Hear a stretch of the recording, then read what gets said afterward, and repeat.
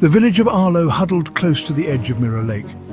It was a lake of secrets, still and deep, reflecting the sky like a shard of fallen heaven. The villagers whispered of a sunken city swallowed by the lake centuries ago. A city of dreamers, they said, lost beneath the water's cold embrace. Generations passed. The legend faded, becoming little more than a bedtime story for children. But the lake remembered. It held its secrets close, waiting for the day they would be rediscovered. Elia Wren was different. She always felt the lake calling her, a siren song in her dreams. Every night she walked through streets of shimmering pearl and coral, her lungs filled with water that felt like air. Then I would wake, gasping, my room filled with the echo of the lake's silent song. I knew somehow that my dreams were more than just fantasies. They were memories, memories of a city that was waiting for me. One moonlit night, Elia could resist the call no longer. The lake had always held a mysterious allure, whispering secrets that only she could hear. It was as if the water itself was calling out to her, beckoning her to uncover its hidden depths. Drawn by an invisible thread, she walked into the lake's placid water. Each step felt like a journey into another world, a world where the ordinary rules of reality no longer applied. It was surprisingly warm, welcoming her like a long-lost embrace.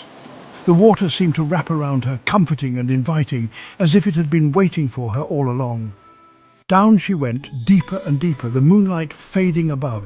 The deeper she descended, the more the world above seemed to disappear, replaced by an enchanting darkness that promised untold wonders. Just as my breath began to fail, I saw it. The city.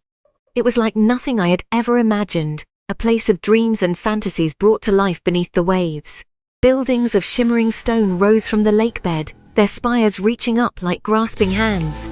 They seemed to pulse with a life of their own, glowing softly in the underwater twilight. Fish with scales of moonlight swam past, their eyes wide and curious. They moved gracefully, as if they were the guardians of this hidden realm, watching over its secrets. This was my dream, brought to life. A place where the impossible became possible, where the boundaries between reality and fantasy blurred into a beautiful, mesmerizing tapestry.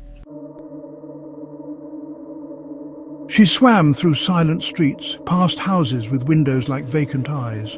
The city was a ghostly echo of what it once was, a place where memories lingered like shadows. Every corner she turned, every alley she passed, whispered stories of a time long gone. The water was thick with the weight of forgotten dreams. Schools of silverfish darted through empty doorways, the only sign of life in this silent city. They moved in unison, a shimmering dance of survival in a world that had ceased to breathe. Their presence was a stark contrast to the stillness that enveloped everything else, a reminder that life, no matter how small, always finds a way. In the center of the city she found a palace of coral and pearl. It stood majestically, a beacon of beauty amidst the desolation. The palace seemed to glow with an inner light, its walls adorned with intricate patterns that told tales of the ocean's depths. It was a place of wonder, a sanctuary in the heart of the forgotten city. Its gates stood open, inviting her in. The entrance was grand, flanked by statues of mythical sea creatures that seemed to come alive as she approached. She felt a pull, an irresistible urge to step inside and uncover the secrets that lay within. Inside, a boy with eyes like sea glass sat on a throne of twisted driftwood. His gaze was piercing, filled with an ancient wisdom that belied his youthful appearance. The throne room was vast, its walls lined with treasures from the ocean floor, each piece telling a story of its own. You came. He whispered, his voice thin as air bubbles. It was as if the very act of speaking was a struggle, each word a delicate bubble rising to the surface. His voice carried a sense of urgency, a plea for understanding. I have been waiting, Elia Wren. I am Caelen. His words hung in the water, heavy with meaning. He had been waiting for her, for this moment, for what felt like an eternity. There was a sense of destiny in his voice, a feeling that their meeting was fated. You are the last dreamer. The weight of his words settled over her, a mantle of responsibility and hope. She was the last of her kind, the final bearer of dreams in a world that had forgotten how to dream. The journey ahead was uncertain, but she knew she had to embrace her destiny. Caelen explained everything.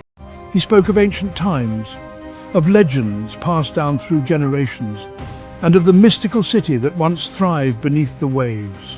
How his people, the dreamers, had built a city of wonder beneath the waves. This city was not just a marvel of architecture, but a beacon of hope and dreams, a place where imagination knew no bounds. How a jealous god had cursed them, sinking their city and stealing their ability to dream. The once vibrant metropolis was now a shadow of its former self, a haunting reminder of what was lost. Only the last dreamer, he said, could break the curse.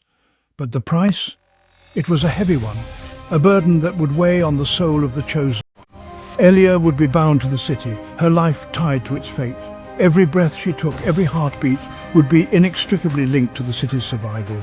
She could stay and be its savior, or leave and condemn it to fade. The choice was hers alone, a decision that would shape the destiny of an entire civilization. As Caelen finished his tale, he looked at Elia, his eyes filled with a hope as deep and ancient as the lake itself. He believed in her strength and her ability to make the right choice. Her heart ached with the weight of the decision. The responsibility was immense, and the stakes were higher than she had ever imagined. Could she sacrifice everything to save a city that was only a whisper in her dreams? The echoes of the past called to her, urging her to take a step forward, to embrace her destiny.